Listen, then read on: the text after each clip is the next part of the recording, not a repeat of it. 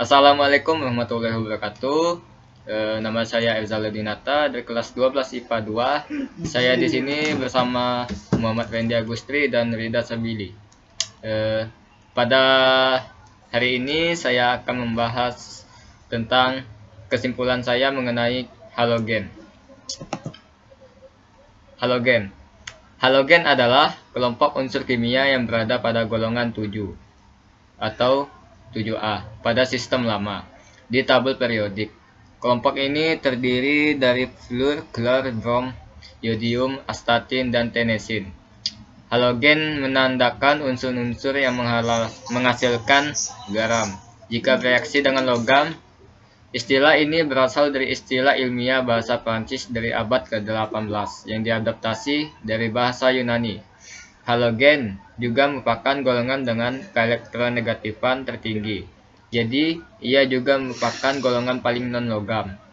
Ahli kimia Swedia Baron Jöns Jacob Berzelius mengistilahkan halogen yang dibentuk dari kata-kata Yunani hals, garam atau laut, dan yevgen dari yevfoual, dignomai, membentuk, sehingga berarti unsur yang membentuk garam.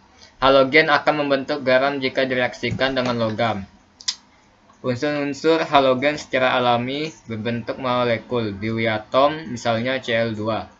Mereka membutuhkan satu tambahan elektron untuk mengisi orbit elektron terluarnya sehingga cenderung membentuk ion negatif bermuatan 1. Ion negatif ini disebut ion halida. Dan sifat kimia halogen. 1. Halogen merupakan golongan yang sangat reaktif dan menerima elektron dan bertindak sebagai oksidator kuat dalam satu golongan. Makin ke atas, oksidator makin kuat. 2. Unsur golongan halogen bersifat oksidator. 3. Mempunyai bilangan oksidasi lebih dari 1, kecuali fluor. 4. Semua unsur halogen dapat bereaksi dengan semua unsur logam dan beberapa unsur non-logam. Fluorin merupakan unsur yang paling reaktif dan kereaktifannya berkurang untuk unsur-unsur halogen yang lain sesuai dengan kenaikan nomor atom. 5. Kecuali fluoride. Semua unsur halogen dapat membentuk asam oksi dengan rumus HXO, HXO2, HXO3, dan HXO4 yang disebut sebagai hipohalit, asam halit, asam halat, dan asam perhalat. Pengaruh bertambahnya jari-jari atom terhadap titik didih, titik leleh, dan kerapatan halogen. Jari-jari atom unsur halogen bertambah dari fluor sampai astatin. Demikian pula jari-jari ion negatifnya. Ion negatif terbentuk apabila atom netral mengikat elektron, sehingga jari-jari ion negatif lebih besar daripada jari-jari atom netralnya. 2. Titik didih dan titik leleh dari fluorid sampai iodium bertambah besar karena ikatan antara molekulnya makin besar pula. Antara molekul-molekul halogen padat dan cair terdapat ikatan van der Waals yang lemah. Oke, akan dilanjutkan oleh Rida Sabili.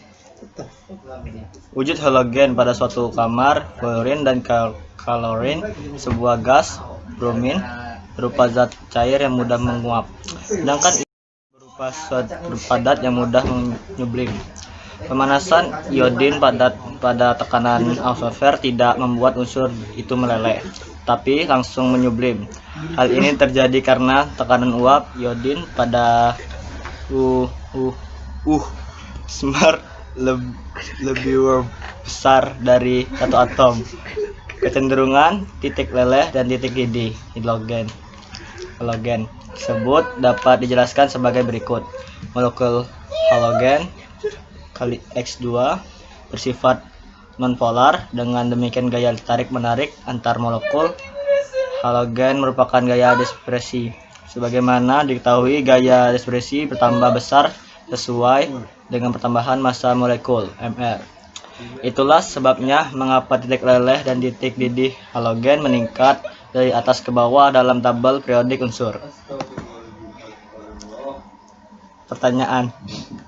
1. Dari kecenderungan sifat elektronegatifan unsur halogen, manakah yang paling reaktif dan mengapa demikian? 2. Dari kecenderungan sifat keelektronegatifan, bagaimanakah urutan kecenderungan sifat unsur halogen dari unsur fluor iodin. 3. Bagaimanakah kecenderungan sifat daya oksidator unsur-unsur halogen dari unsur fluorin iodin? 4. Bagaimana hubungan daya oksidator dengan reaksi pengganti dari unsur-unsur halogen? 5. Tentukanlah reaksi-reaksi di bawah ini berlangsung spontan atau tidak. Jelaskan alasan Ananda. Dilanjutkan oleh Randy. Baiklah, saya akan melanjutkan yang dijelaskan oleh Rido. 1.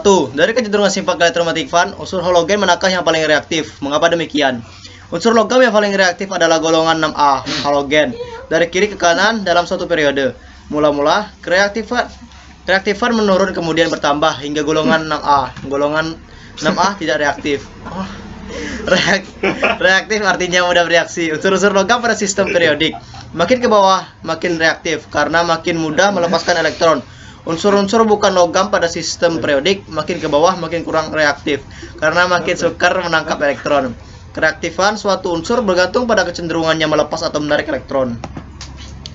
Dan soal nomor 2. Dari kecenderungan sifat elektronegatifan, bagaimanakah urutan kecenderungan sifat kereaktifan unsur-unsur halogen dari unsur fluorlodin? Jawabannya, keelektronegatifan merupakan kecenderungan suatu atom yang menarik elektron dan membentuk ion negatif dalam suatu golongan. Semakin ke bawah, keelektronegatifan makin kecil karena berkurangnya gaya tarik inti. Keelektronegatifan semakin berkurang dari F ke AT. Nomor 3, bagaimanakah kecenderungan sifat daya oksidator unsur-unsur halogen dari unsur fluor iodin? Kecenderungan daya oksidasi halogen F fluorin ke iodium adalah semakin lemah. F2 lebih besar dari Br2 lebih besar dari 12. Kecenderungan daya oksidasi dari F fluorin ke iodium yang semakin melemah menunjukkan semakin kuatnya daya reduksi halide dengan kecenderungan 1 minus min Br lebih besar dari Cl lebih besar dari F. Soal nomor 4, bagaimana hubungan daya oksidator dengan reaksi penggantian dari unsur-unsur halogen? Halogen merupakan oksidator kuat dari atas ke bawah, F, Cl, Br, I. Sifat daya pengoksidasi halogen semakin berkurang. Oleh karena itu, apabila halogen yang berada di atas direaksikan dengan ion halida yang berada di bawahnya dapat mendesak ion halida dari senyawanya. Contoh, Kl plus Cb lebih besar dari KCl plus menjadi reaksi KCl plus 12, reaksi spontan. Kalau KCl plus F2 menjadi Kf plus Cb, reaksi spontan. KBr plus C12 menjadi KCl plus Br2, reaksi spontan. Dan KCl plus Br2, reaksi tidak spontan. Jadi Kl plus Br2 menjadi KBr plus 12, reaksi spontan. Tentukan reaksi-reaksi di bawah ini yang berlangsung spontan atau tidak. Jelaskan alasan Anda. A. F2 plus 2NaL menjadi 2NaF plus 12. Yang B. Br2 plus 2Cl menjadi 2Br plus Cl2. Untuk reaksi pertama terjadi secara spontan karena F bisa mengoksidasi I karena F lebih besar dari I. Sedangkan untuk reaksi kedua terjadi secara tidak spontan karena tidak bisa mengoksidasi C karena Cl lebih besar dari Br. Sekian yang bisa saya sampaikan. Saya akhiri. Wassalamualaikum warahmatullahi wabarakatuh.